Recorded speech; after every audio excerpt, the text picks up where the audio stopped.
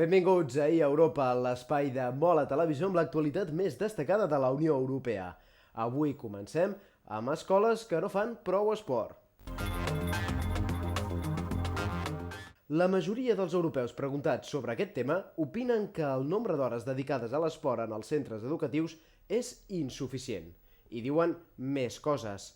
Per exemple, el mínim de 3 hores d'educació física proposada en el Parlament Europeu es percep amb bons ulls, però la resta d'opinions són més aviat crítiques a la realitat.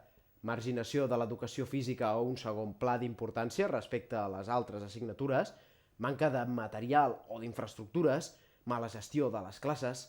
No falten tampoc els arguments que defensen la pràctica d'aquesta matèria. Potser hi esteu d'acord.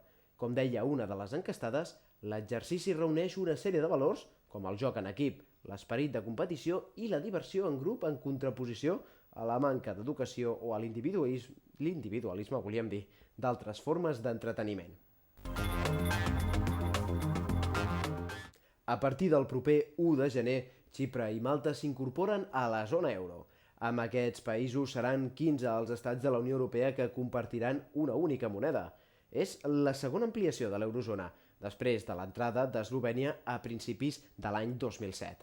Els dos nous països han enllestit en els darrers dies els últims detalls de l'adopció de l'euro.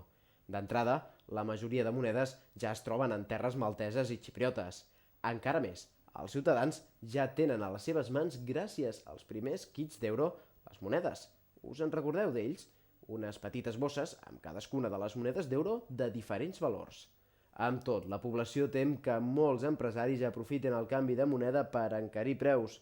De moment, les autoritats prometen vigilància i el sector empresarial contenció. Tot seguit és el torn de repassar titulars. El recull d'àmbit europeu ens l'apropa el nostre company Pep Montaner. Bon vespre, Pep. Bon vespre, Pere. Encetem el repàs de les notícies d'àmbit europeu que han marcat la jornada dels diaris de casa nostra. Comencem primer de tot fent referència a una notícia del diari VilaWeb. Aquest diari ens explica en portada que s'ha mort l'escriptor francès Julien Gracq, autor de La Ribera de les Sirtes. I és que l'escriptor francès Julien Gracq, amb el pseudònim de Louis Pourier, va morir dissabte als 97 anys a l'Hospital d'Angers, on estava ingressat des de principis de la setmana. Autor de La Ribera de les Sirtes, el 1951, Gracq és considerat un dels escriptors sèniors de la literatura francesa. Continuem amb altres notícies d'àmbit europeu i en aquest cas us parlem que Sarkozy diu que no podem perdre la guerra contra el fanatisme. L'Afganistan va rebre dissabte per sorpresa la visita del president francès Nicolas Sarkozy, que va voler posar de manifest la importància que París atorga a l'estabilitat del país. Aquí hi ha una guerra contra el terrorisme i el fanatisme i no la podem perdre, va dir Sarkozy, que va renovar davant les autoritats de Kabul el compromís francès amb la reconstrucció del país i el combat contra els talibans expulsats del poder fa 6 anys. Us expliquem una darrera notícia del diari La Malla. El Parlament belga dona suport al nou govern interí. La Càmera de Representants belga ha donat suport al nou executiu interí liderat per l'actual primer ministre, el liberal flamenc Guy Verhofstadt. Així, s'ha posat fi, després de 6 mesos des de les eleccions legislatives, a la profunda crisi creada en el país per la incapacitat del guanyador dels comicis, el democristià flamenc Yves Leterme, de formar una coalició de govern. El nou govern dirigirà el país els propers 3 mesos i té entre les seves feines més urgents l'elaboració d'un pressupost del 2008. Amb aquesta notícia posem punt i final al repàs dels titulars d'àmbit europeu, que acabeu de passar una molt bona nit de Nadal. Gràcies, Pep, i també bones festes per tu. Nosaltres continuem, perquè ens queda l'espai a fons. Ahir presentàvem en aquest espai l'ampliació de l'espai Schengen, o com dèiem, als països d'Europa on podem viatjar sense passaport. Doncs bé, l'ampliació d'aquest espai ha dut les fronteres exteriors de la Unió Europea fins a Ucraïna. A partir d'aquí sí que necessitem treure passaport, però igualment la col·laboració entre aquest país i la Unió Europea farà aviat més fàcil el trànsit d'una banda a l'altra. І зато стоять у черзі і з тої сторони, і з цієї сторони. Стоять на проїжджій частині, які забезпечують небезпеку. І нема чітко визначено, хто на експорт, хто на імпорт. Ningú іде, sap qui хто està important, затриманий. qui Ну, ми це exportant, знаємо з qui ha estat прикордонниками, parat. що тут у нас затримані машини. Des Але del по punt de vista технології logístic не no можна és gens розібратися. fiable.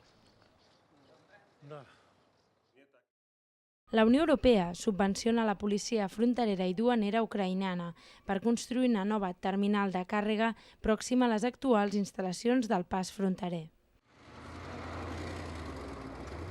Значить, яка ефективність цього пункту пропуску? Якщо ми на старому Parlant пункті d'eficiència, пропуску зараз augmentem за la добу capacitat de la оформляємо terminal 120 камйонів, de 120 то camions тут per будемо dia оформляти a 500 500 камйонів. camions per dia. Відповідно до цього зросте і La якість qualitat del servei обслуговування serà і millor громадян, pels і camions, пасажирів, pels і cotxes і i pels вантажів, passatgers які будуть que здійснювати creuin la тут frontera. перетин кордону.